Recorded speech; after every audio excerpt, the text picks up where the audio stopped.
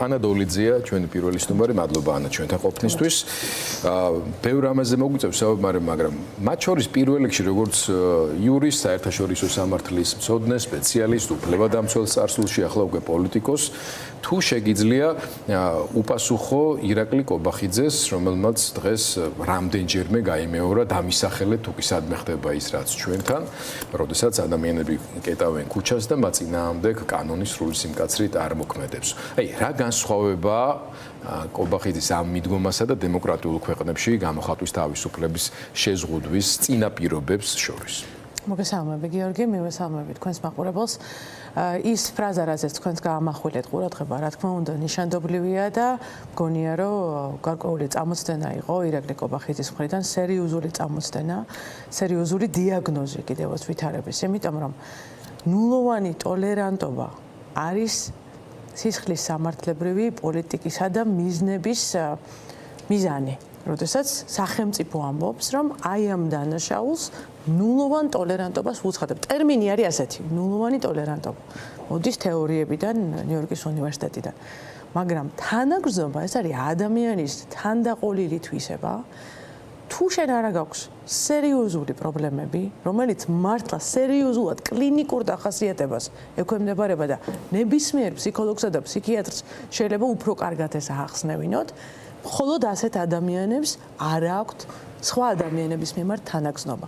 ანუ მაგალითად პროკურორს, რომელიც ნულოვან ტოლერანტობას აკეთებს, ხო, ამბობს, რომ რაღაცა დანაშაულზე ვთქვათ, ქურდობაზე, ხო, სახელმწიფოს აქვს ნულოვანი მკაცრი პოლიტიკა. შეიძლება მაინც თანაგრძნობა გაუჩნდეს. თანაგრძნობა არის პიროვნული თვისება და ამისთვის ძალიან მაგარი, ბევრი მაგალითია ვეფხი და მოყმე ქართულ კულტურაში. უფრო კარგი მაგალითი არის ხასან ბეგურაში მოკლული შეზიზღებული, საძულველი ხასანბეგი თავად გირიძე. მაგრამ გურულები მაინც ლექსის ბოლოში ამბობენ, რომ მაგრამ ჩემი ძმა იყო და მაინც მე უნდა დავმარხო. მტერია, მაგრამ ხო ქართველია. მე უნდა დავმარხო. ანუ თანაგრძნობა თუ სერიოზული პრობლემები არ აქვს ფსიქიური და ფსიქოლოგიური და მართლაც კითხეთ ექსპერტებს ჯობია, ხა მე მაინც იურისტი ვარ. თანაგრძნობა არის ყველა ადამიანის მახასიათებელი თვისება. შესაბამისად მხოლოდ და მხოლოდ ფაშისტურ გერმანიაში, ღრმად რეპრესიულ საზოგადოებაში, სადაც მეორე მხარის წარმოდგენა ხდება როგორც ადამიანის არა ადამიანის.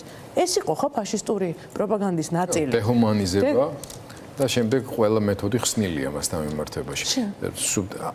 ამ ეპოქაში წმინდა პუტინისტური მეთოდი არის და ეს სიტყვები ხშირად უნდა კი არ გავიმეორებ, მტკიცებულებები მოვიყვანოთ და მტკიცებულება იმისა, რომ ჩვენს ქვეყანაში პუტინის ჰიბრიდული ომი გრძელდება. ამის დამადასტურებელია ზუსტად ის, რაც ვლაპარაკობ, ტექნოლოგიურად ეს ეკეთება, ჯერ დეჰუმანიზება, შემდეგ უკვე მასთან მიმართებაში შინაგანად, მორალურად საკუთარი თავის გამართლება, რომ ის არ არის ადამიანი, ის არ არის ქალი, ის არ არის დედა, თორე ესე ხო არ მოიქცეოდა ასე შემდეგ, ამიტომ ნებისმიერი მეთოდი რეპრესიული მასთან მიმართებაში გამართლებულია. მაგრამ მოდი აი დღევანდელი ამბავი, აი მაგალითად ისტორია, რომელიც უკავშირდება ჩვენ ჟურნალის სოციალური მედიის 22 წლის ცირა ჟვანიას. ნუ არიან ადამიანები, მაგალითად შეიძლება ვახოსთან მიმართებაში მათ ჰქონდათ კონკრეტული ამოცანა, იყვნენ რაღაცები უკმაყოფილები და ასე შემდეგ და შურის ძიების გამოვლინება იყოს და მისი იზოლირების ამავე დროს. და მათ შორის ცნობილი ადამიანის დასჯის მეთოდით სხვების დაშინება, იმიტომ რომ მას რეზონანსი აქვს და შედეგს იწვევს. აი, ცირა ჟვანიას, 22 წლის გოგოს, რომლის ხელა ან შვილიშვილები, ან შვილი მაინც ყავს სახში. ასე რატო უნდა მოექცე? რატო უნდა გააკეთოს? ცალსახად, ეგ არის პირველ რიგში აი ამ თანაგრძნობა, ჩვენება, რომ ჩვენ თანაგრძნობა არ შეიძლება გქონდეს, ჯერ ეს ერთი. მაგრამ აქ ის პრობლემაა, რომ ვინც ამას ყველაფერს აღასრულებს, ის ყველა ადამიანი ამას თვითონ გადაიხდის საკუთარ ჭმუნვებში ფასს. მე ამაში დარწმუნებული ვარ, ამაში მარწმუნებს ისტორიები, რომლებიც უკავშირდება გოგი ბერიშვილი იყო, ხო, ციხის დირექტორი. აი ძალიან მაგარი მაგალითია. აი ჰანა არენდს რო აქვს არიხმანი, დრამატული ისტორია, მას უსამძიმრებ მის ოჯახს კიდევ ერთხელ და ძალიან კარგი მახასიათებელი არის რეალურად ადამიანი, რომელიც იყო აი სადამსჯელო სისტემის ნაწილი, თავისი ნებით გახდა, ხო, ხელმძღვანელი, მაგრამ რამხელა ურთიერთობას აყალიბებდა ის პატიმრებთან, როგორ ეხმარებოდა, მხარს უჭერდა, ფსიქოლოგიურ ხარდაჭერასაც უჭერდა ხანდახან, იმიტომ რომ მას ზუსტად თანაგზნობა ქონდა. ოფიციალური ვერსია რომ დავიჯეროთ, რეჟიმის მსხვერპლი მორიგი ადამიანი არის. პირდაპირ გაგევით მსხვერპლი. თქვენ პოლიტიკოსი ხართ და სიტუაციას პოლიტიკურ ჭრილში ვალდებული ხართ რომ დააკვირდეთ. თუ შეგიძლიათ შეაფასოთ რა წერტილშია ახლა ზოგადად პოლიტიკური პროცესი. რა არის ძლიერი მხარე წინააღმდეგობის მოძრაობის ამ ქვეყნის აბსოლუტური უმრავლესობის, რომელიც არ ეგუება სტატუს-კვოდ საქართველოს რუსეთად გადაქცევას და რა არის ის სუსტი მხარეები, შეცდომები, რომელიც იქნა დაშვებული, რომელიც გამოსწორებად შესაძლებელია ან ალტერნატიული სტრატეგიის ჩამოყალიბება, სადაც ყველა პოლიტიკური ძალა თუ წინააღმდეგობის მოძრაობაში ჩართული ჯგუფი იპოვის თავის ადგილს და აი ეს არაორგანიზებულობის შეგრძნება, რომელიც ამ ეტაპზე არის, მოისპობა და პირიქით ეს ენერგია გადაიზრდება უკვე რაციონალურ პოლიტიკურ მოქმედებებში. კი, პირველ რიგში ვიტყვი, რომ იმ ათვლის წერტილიდან უნდა დავიწყოთ, რომელიც ჩვენ გვავიწყდება ხშირად. რომ ეს არის 2023 აგენტების კანონი, მე 2024 აგენტების შესახებ კანონი, რომლის ამოცანა იყო და გათვლა იყო, რომ ზუსტად ისე როგორც გამოვიდა რუსეთში 300 მილიონიან ქვეყანაში, უზარმაზარ державაში, ამდენი ხალხით, მაგრამ იქ გამოვიდა ამდენ ხალხზე ამ ტიპის ბატონობა, ვიღაცის გამოცხადება აგენტად, ვიღაცის არ გამოცხადება აგენტად და მერე სკოლებში ბავშვების ტრავლა. რუსულად ვიტყვი, იმიტომ რომ თქვენ გქონდათ, მე მგონი ეს ხო, ზუსტად ეს ტერმინი. ანუ ადამიანის ძაგება და პრესინგი, ფსიქოლოგიური წნეხი მასზე. ეს საქართველოში არ გამოვიდა, გამოცანდა ეს იყო. როგორ კგბ-ს სახელმძღვანელოში წერია, რომ აქ გამოვიდა, ბელორუსიაში გამოვიდა, საქართველოში ეს არ გამოვიდა. ეს ათვლის წერტილი კი შეიძლება დღეს ჩვენ ახლა ვერ გავიმარჯვეთ იმ გაგებით, რომ ქართული ოცნება კიდევ ხელისუფლებაშია, მაგრამ თუ ჩვენ ათვლის წერტილად ავიღებთ, რომ ამათ რა უნდოდა, საერთოდ არჩევნებამდე მოხდა ეს, ხო? არ შეიძლება ყველაფერი პირიქით იყო, არჩევნები სწორედ იმისთვის უნდოდათ, რომ ეს ყველაფერი გაეკეთებინათ მე. ანუ არჩევნები ხო მექანიზმია, რომ მე ეს დაამკვიდრო ის იმპერიული ყოფა და ეს არ გამოვიდა. ხო, არ გამოვიდა სწორედ წინააღმდეგობის მოძრაობის ორგანიზებულობის შედეგად. დღეს რო აი კახარიას პარტია შევიდა პარლამენტში, ხო, მიუხედავად იმისა, რომ ძალიან ცუდი საქციელია, რეალურად სამარცხვინო საქციელია და კიდევ ერთხელ დადასტურდა ჩემი ღრმა რწმენა, რომ მე ყოველთვის ტროას ცხენი იყო ოპოზიციაში, ყოველთვის, მაგრამ მიუხედავად ამისა, მას რომ აგენტებს არ ეძახიან, მას რომ ქუჩაში მათ შვილებს რომ აგენტებს არ ეძახიან, ყველას მაგათი პარტიის წევრებსა გრანტები არ ქონდათ თუ რა, მათ რომ აგენტებს არ ეძახიან დღეს ქუჩაში, ეს ჩვენი მოძრაობის, ეს ყველა იმანობა, ახოსანაირს დამსახურებაც არის. ეს არის ჩვენგან შენარჩუნებული ჯერჯერობით და ეს წითელი ხაზი აი ამის ფასად არის დასმული. ერთი რამე ცხადია, ეხლა კიდევ მნიშვნელოვანი პოზიტიური რაღაც მინდა ვთქვა. აქ ქართულ ოცნებას ერთი რაღაც ავიწყდება. ეს არის პატარა საზოგადოება, რომელიც არის ძალიან გადაჯაჭვული ნათესაურ ოჯახური კავშირებით, ხო? ავიწყდებათ, იმიტომ რომ ისევ და ისევ რეცეპტი რუსულია. რუსეთში, ნოვოროსისკში და კრასნოდარში და ირკუტსკში ადამიანებს ერთმანეთთან არავითარი ახლო კავშირი არა აქვთ, ხო? ვერ აღიქვავენ, როგორც თანამოქალაქეს. ჩვენთან ეს კავშირი ძალიან ახლოა. შესაბამისად, რეპუტაცია საქართველოში არის უმნიშვნელოვანესი. რეპუტაციული ზიანი და რეპუტაციული მიღწევა არის უმნიშვნელოვანესი. და ამ ხრივ ეს ადამიანები, რომლებიც ციხეში არიან, ეს ადამიანები არიან გმირები. და ქეთა ციცკიშვილი არ არის გმირი, მეყანწიშვილი არ არის გმირი, მარტოხელა დედა პატარა ბავშვი რო ელოდება გარეთ. ის კაცი დედა რო ყავს სარჩენი სოციალურ დახმარებას, ეს არ არის ესენი არიან გმირები. გმირების სახელებს რო ახსოვს, ხო, სახელები. ზია თავისთავად, ზია უკვე რაღაცის ვითომ ზია უკვე დამკვიდრებულია, ხო, და იმედი მაქვს ამ პრიზსაც მიიღებს და საერთაშორისოდაც აღიარებული იქნება. ჩვენ სხვა სინდისის პატიმრები, ბიჭებიც ასე. ყველანი კი ვერ დავასახელებ. ერთი წელი სრულდება თითქმის. ხო, ეს ადამიანი, ეს ჩვენი თანამოქალაქეები არიან გმირები და ჩვენ საზოგადოებაში ეს ძალიან მნიშვნელოვანია. და ამის მაგალითს მე ვიტყვი ჩემ თავზე მე თვითონ. მე ვარ პოლიტპატიმრის შვილი. 10 წლის, 11 წლის, 9 წლის, 12 წლის ვიყავი. მამა ჩემს იჭერდნენ, ის იყო ზვიადის მიმდევარი და რამდენჯერმე, ალბათ 10-ულჯერ ყავთ დაკავებული, დაპატიმრებული 6 დღე, 5 დღე გამოშვებული. ყავთ დაჭერილი, იმიტომ რომ ჩავიდა ზვიადისთან გროზნოში 2ჯერ. იყო ნაწამები. მონაწილეობდა ტელევიზიის აღებაში. იარაღი აიღო მათემატიკოსმა კაცმა და ტელევიზიაში შევარდა. იმიტომ რომ რუსეთის ოკუპაციას ებრძოდა რუსეთის მხრიდან, ხო? ეხლა მე ამას ყვები როგორც ამ ყველაფრის შვილი, ადამიანმა რომელმაც ნახე როგორც ბავშვმა ეს ყველაფერი. ურთულესი იყო, მე ვერ ვიტყვი რომ ეს ადვილი იყო, მაგრამ ამაზე მაგარ საჩუქარს მამაჩემი მე ვერ დამიტოვე, შეიძლება ვიწირო ეხლა ხო? იმიტომ რომ ვერ დამიტოვებ და ვერასოდეს, ხო? ვერც სახს, ვერც მანქანას, ვერც ვერაფერს გარდა იმ ფასეულობებისა და იმ ხერხემლისა, რომელიც დავინახე რომ მამაჩემს ჰქონდა. ერთადერთი, აი ხო ბევრი ფოტოებია. ერთი ფოტო მაქვს მამაჩემის გადაღებული ციხეში, როგორღაც ვალტერ შუღაიასთან გადაუღეს, გამხდარი ალბათ 60 კილო ამ ხელაკაცი. ძალიან ვამაყობ ამ ფოტოთი რა და ყველა აი ცოტა ხანში ვიკითხოთ. აი შვილებმა, ჩვენი პოლიტპატიმრების შვილებმა და დედებმა და ძმებმა და ჩვენ და იმ ხალხმა, რომელიც ცდილობს რომ დღეს საქართველოს მოგპაროს.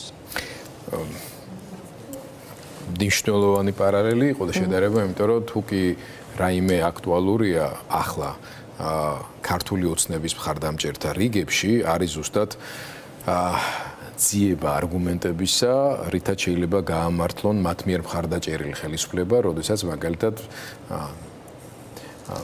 მცირე ასაკოვანიშვილების დედებს აქტივისტებს უწუნებენ და ის რაც ახლა თქვენ მოყევით ამ თვალსაზრისით მე მგონია რომ ერთ-ერთი ყველაზე სწორი პასუხი არის და გულწრფელი, მაგრამ ბოლოს როგორც პოლიტიკოს ლავ მინდა გითხოთ.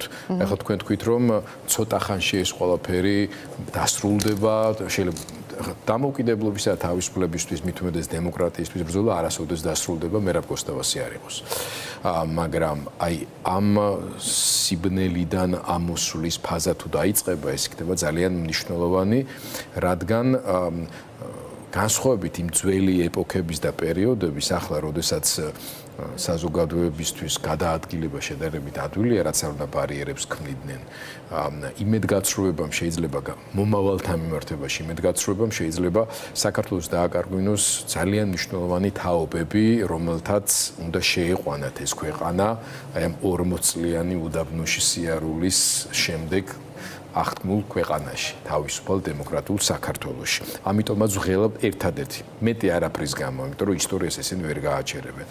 რა უნდა გააკეთოს წინამდებობაში ჩართულმა აქტიურმა ადამიანმა, პოლიტიკურმა პარტიამ, აქტივისტთა ჯგუფებმა იმისთვის, რომ ეს დრო დაჩქარდეს? ცალსახაა, კი, ერთის მხრივ ტვინების გადინება არის პრობლემა და იქნება პრობლემა. მეც ვხედავ სოციალურ ქსელში ფოტოებს, რომ იქ წავედი, აქ წავედი, გასაგებია. მაგრამ მოდი სხვა ქვეყნების გამოცდილებასაც შევხედოთ რეალურად. მსგავსმა მოვლენებმა ბევრ ქვეყანას მისცა უძლიერესი, უმდიდრესი და პოლიტიკურად ძალიან გავლენიანი დიასპორა. რაც ჩვენ გვაკლია. ჩვენ დღეს გვაკლია ალბათ ორი რამ და ეხლა რუსთაველის გამზირიდან მოვდივარ და თქვენ კითხვასაც ამით გავცემ პასუხს. მოვდივარ რუსთაველის გამზირიდან, ის გადაკეტილია, მაგრამ პარალელურად ორივე მხრიდან ათეულობით მანქანა მუდმივად ცდილობს, რომ ცადოს გზა და გამზირზე გაიაროს. იმიტომ რომ პოლიცია არიცავს, სახელმწიფო გაწეულია, როგორც აკეთებს ხოლმე ეს სახელმწიფო ყველანაირი პასუხისგებლობიდან ხელი აქვს დაბანილი, სადაც ტომრებით ფული არ იშოვება. პოლიციას ეს გადაკეტილი არ აქვს და მძღოლები სახში მიდიან მესმის ეჩქარებად, მაგრამ ძალიან მნიშვნელოვანია 200 ადამიანი თუ 2000 თუ რაღაცა ჰანიბალი თუ იულიუს კეისარი რომელიც არ აყვავს ხო ვერ გადაარჩენს საქართველოს თუ ჩვენ არ დავინახეთ სოლიდარობა სხვადასხვა ფენებსა და სხვადასხვა ჯგუფებს შორის. აი აქ ამ მძღოლებს გულისხმობ. რა გახდა? დავივიწყოთ საერთოდ რუსთაველი რო არსებობს. ხო იყო შემოვლითი გზა 1 წელია. ხო რუსთაველის გარეშე. მივცეთ იმ ადამიანებს საშუალება, რომლებიც ისედაც უზარმაზარის გზაზე მიდიან. ხო ეს სოლიდარობის ნაწილი. სოლიდარობის ნაწილი ეხება ასევე იმ ფენებს, რომელთანაც და იმ ხალხს, რომელთანაც ჩვენ უკეთ უნდა მივიდეთ. გიორგი, თქვენ გადაცემაში ყველაზე კარგი საშუალება არის ხოლმე ამ რაღაცების საუბრის იმის, რომ დღეს რეალურად ადამიანებს ძალიან სერიოზული სოციალური პრობლემები აწუხებთ. საფრანგეთი დაინგრეოდა პური 10%-ით რო გაძვირებულიყო. 10%-ით გაძვირდა პური და ეს ამან იმიტომ რომ აი ამ მასში ვარ, რყევაში ვარ, ამან ჩაიარა. ეს პოლიტიკოსების ამოცანაც არის, რომ ის ხალხი, რომელიც გაგიჟებულია ჩემს სოციალურ ქსელში, იმ ხალხმა ისწავლოს მობილიზება და გაიგოს, რომ ის რაც დღეს ხდება, მისი სიღარიბე, მისი უპერსპექტივობა, თქვენ ამბობთ, რომ უცხოეთში წავლენო. ვინც მოახერხავს წავა და იმედია რომ გახდება ამასობაში, გახდება მდიდარი, წარმატებული და სულ მცირე იმას მაინც გააკეთებს, რომ იმ სანქციებს, რომელსაც ჩვენ ახლა ველოდებით, კიდევ ერთი მაგალითი, აი ყულევის ტერმინალის თქვენ ახსენეთ, ხო? ახლა მე რო წავიკითხე პირველად ეგ ვიფიქრე, იქნებ ბოლოს და ბოლოს ეს იყოს საფუძველი ჩვენი მეგობრებისთვის, რომ აი ახლა მიიღებენ რუსეთის ნავთობზე სანქციებს და საქართველოს სავარაუდოდ მოხდება შემდეგ წლებაში მაინც ამ სანქციებისა, იმიტომ რომ რუსეთის ნავთობი გაგვაქვს, ისთვის ჩამოდის ეს ნავთობი, რომ გადამუშავდეს და ექსპორტზე გავიდეს მერე, ხო? მაგრამ სანქციების ხო ბევრი რამე მე ვერ ვიტყვი, ჩემი მეგობრები არიან, ეხლა ვიყავი მათთან შეკრებაზე, მაგრამ 27 ქვეყნის კონსენსუსს დრო მიაქვს. ერთი წელი გავიდა, შეიძლებოდა მეტი გაკეთებულიყო, მათ ეს ჩემი პოზიცია ხმამაღლადაც იციან.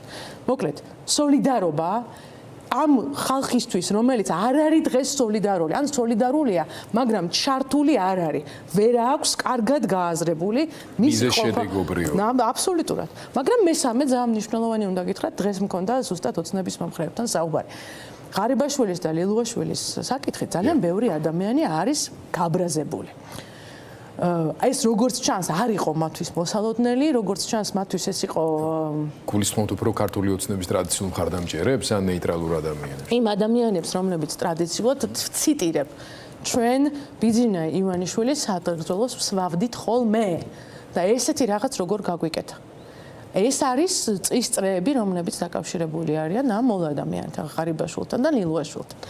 ანუ მე ვფიქრობ, რომ ესეც ამის, რა თქმა უნდა, ამის ნაწილია, ხო, აბსოლუტური ძალაუფლება რყნის.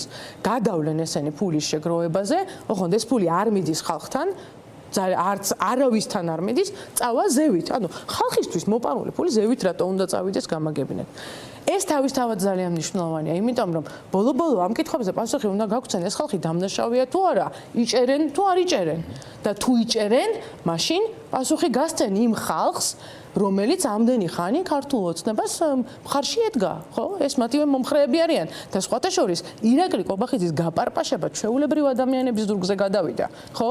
ის გამოდის და ბრძანებებს არიგებს და იქ ჩვეულებრივი ადამიანები არიან, რომლებიც ამ რაღაცებს აკეთებენ, უკანონო რაღაცებს, რომლებიც საბოლოო ჯამში იმედია მიხვდებიან, რომ არავინ მათთვის ამ საქციელის დაფასებას არ აპირებს, იმ წუთიერია ეს გადაწყვეტილებები. დაფასება კი არა, საციხოდაც ადვილად გაიმეტებენ, როგორც ახლა ამ ადამიანებს. მადლობა. მადლობა თქვენ. გემშვიდობებით, ანატოლიძეს პარტია ხალხისთვის ლიდერს დამშვიდობოთ.